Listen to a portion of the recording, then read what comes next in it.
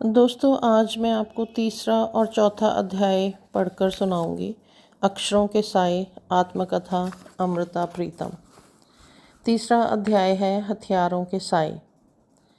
तब जब पिता थे, मैं देखती कि वे प्राचीन काल के ऋषि इतिहास और सिख इतिहास की नई घटनाएं लिखते रहते, सुनाते रहते।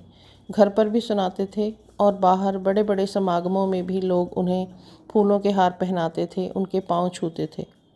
उनके पास खुला पैसा कभी नहीं रहा, फिर भी एक बार उन्होंने बहुत सी रकम खर्च की और सिख इतिहास की कई घटनाओं के स्लाइड्स बनवाए, जो एक प्रोजेक्टर के माध्यम से दीवार पर लगी बड़ी सी स्क्रीन पर दिखाते और साथ साथ उनकी गाथा अपनी आवाज़ में कहते। लोग मंत्रमुग्ध से हो जाते थे। एक बार अजीब घटना हुई।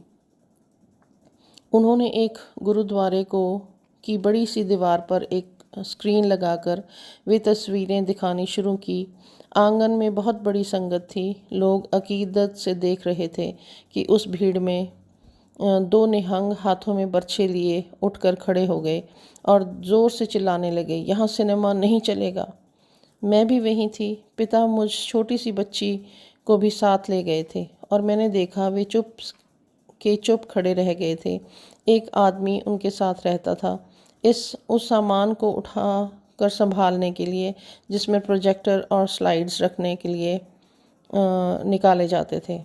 पिताजी ने जल्दी से अपने आदमी से कुछ कहा और मुझे संभाल कर मेरा हाथ पकड़कर मुझे उस भीड़ में से निकाल कर चले गए। लोग देख रहे थे पर खामोश थे। कोई कुछ नहीं कह पा रहा था। सामने हवा में दो बर्छे चमकते हुए दिखाई दे रहे थे। यह घटना हुई कि मेरे पिता ने खामोशी अख्तियार कर ली। सिख इतिहास को लेकर जो दूर दूर जाते थे और भीगी हुई आवाज़ में कई तरह की कुर्बानियों का जिक्र कहते थे, सब छोड़ दिया। एक बार बहुत उदास बैठे थे। मैंने पूछा, क्या यह जगह उनकी थी, उन लोगों की? कहने लगे, नहीं, मेरी थी। स्थान उसका होता तो उसे प्यार करता है, जो उसे प्यार करता है। मैं खामोश कुछ सोचती रही, फिर पूछा, आप जिस धर्म की बात करते हैं, क्या वह धर्म उनका नहीं है? पिता मुस्कुरा दिए, कहने लगे, धर्म मेरा है, कहने को उनका भी है, पर उनका होता है तो बर्छे नहीं निकालते। उस वक्त मैंने कहा था, आपने यह बात उनसे क्यों नहीं कही? पिता कहने लगे, किसी मूर्ख से कुछ कहा सुना नहीं जा सकता। वह बड़ा और काला बक्सा फिर कभी नहीं खोला गया। उनकी कई बरसों की मेहनत उस एक संदूक में बंद हो गई हमेशा के लिए। बाद में जब हिंदुस्तान की तकसीम होने लगी तब वे नहीं थे। कुछ पूछने कहने को मेरे सामने कोई नहीं था। कई तरह के सवाल आग की लपटों जैसे उठते। क्या यह ज़मीन उनकी नहीं है जो यहाँ पैदा हुए? फिर ये हाथों में पकड़े हुए बर्छे किन के लिए हैं? अखबार रोज़ खबर लाते थे कि आज इतने लोग यहाँ मारे गए, आज इतने लोग वहाँ मारे गए, पर गांव, कस्बे, शहर में लोग टूटती हुई सांसों में हथियारों के साए में जी रहे थे। बहुत पहले की एक घटना याद आती है। जब माँ थी और जब कभी माँ के साथ उनके गांव में जाना होता, स्टेशनों पर आवाज़ें आती थीं, हिंदू पानी, मुसलमान पानी, और मैं माँ से पूछती थी, क्या पानी भी हिंदू मुसलमान होता है? तो माँ इतना ही कह पाती, यहाँ होता है, पता नहीं क्या क्या होता है। फिर जब लाहौर में रात को दूर पास के घरों में आग की लपटें निकलती हुई दिखाई देने लगी और वह चीखें सुनाई देती जो दिन के समय लंबे कर्फ्यू में दब जाती थी पर अखबारों में से सुनाई देती थी, तब लाहौर छोड़ना पड़ा था।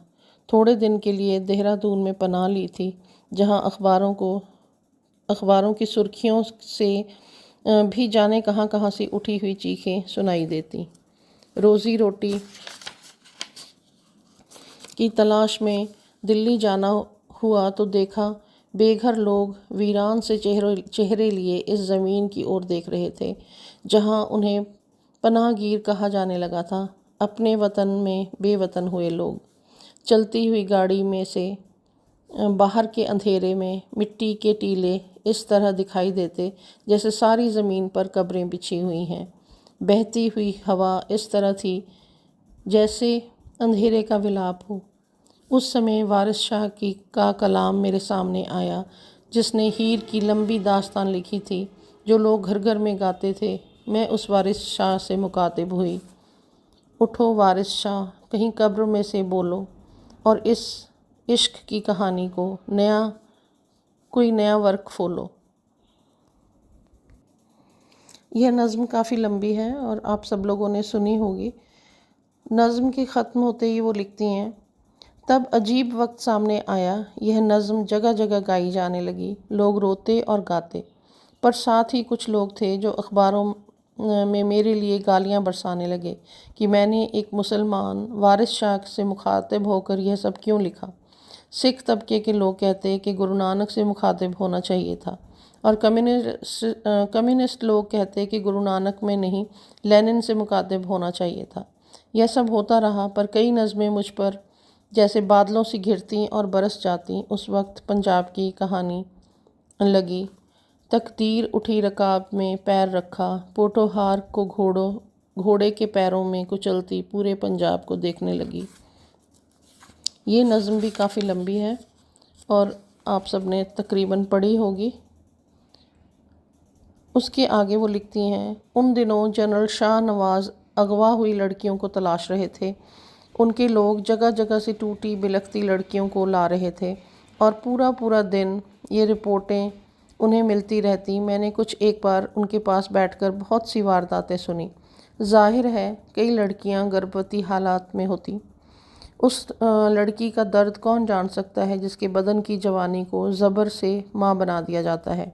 एक नज़्म लिखी थी मज़दूर, उस बच्चे की ओर से जिसके जन्म पर किसी भी आँख में उसके लिए ममता नहीं होती। रोती हुई माँ और गुमशुदा बाप उसे विरासत में मिलते हैं। मेरी माँ की कोख मजबूर थी, मैं भी तो एक इंसान हूँ आज़ादियों की टक्कर में। और ये नज़्म यूँ ही चलती है। उसके बाद वो लिखती हैं, हिंदुस्तान का बंटवारा इतिहास की छाती का ज़ख्म बनता गया। कोई नहीं जान पाएगा कि देश की कितनी लड़कियों के सपने कत्ल कर दिए गए थे। मैंने तवारीख नाम की ऊंची नज़्म लिखी थी जिसका एक अंश उस लड़की की आवाज़ है जो हज़ारों लड़कियों की तरह कहीं खो गई थी। वो लिखती हैं, मैं नसीब जली पंजाब की बेटी, मैं बोल कर क्या करूँगी। मेरी ज़बान तो काट दी गई, हाथ भी बंध गए, पैर भी बंधे हुए और माथे पर किस्मत काले नाग सी बैठी हुई। एक तूफ़ान आया, यह बदन बाकी है पर नसीब डूब गया। अरे रह गुज़र उस पार, कोई मिले तो कहना। अब मेरे घुटने टूट गए, मांझियों के हाथों पतवार छूट गए। अब नहीं जानती मैं कहाँ हूँ। माँ का एक आंगन था, जाने कहाँ गया। न बाबुल, न भाई, न मेहंदी, न डोली, मैं कैसे ब्याही। बस इतना जानती कि इसी बहाने धरती पर धर्म और ईमान बिकता है, यहाँ देश की नार बिकती है।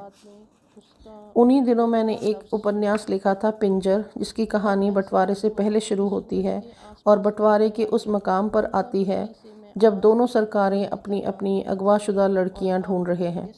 और उस कहानी को पूरो वह है जो बंटवारे से पहले उठा ली गई थी, एक निजी दुश्मनी के हाथों, और जिसे माँ बाप ने वापस लेने से इनकार कर दिया था। यह वह घटना थी, लेकिन बंटवारे के समय ऐसी घटना घर घर में होती थी। अब उठाई गई लड़कियों के माँ बाप उन्हें ढूंढ रहे थे। पूरो अपनी भाभी को तलाशती है जो बंटवारे के समय उठा ली गई थी, और जब भाई के हाथ उसे सौंपती है तो उस वक्त पूरो के माँ बाप उसे भी लेने को तैयार हैं, लेकिन पूरो अपने बच्चों को बाहों में लिए कहती है, नहीं, अब तो जो भी लड़की, चाहे वह हिंदू हो या मुसलमान हो, जो भी ठिकाने पर पहुंच रही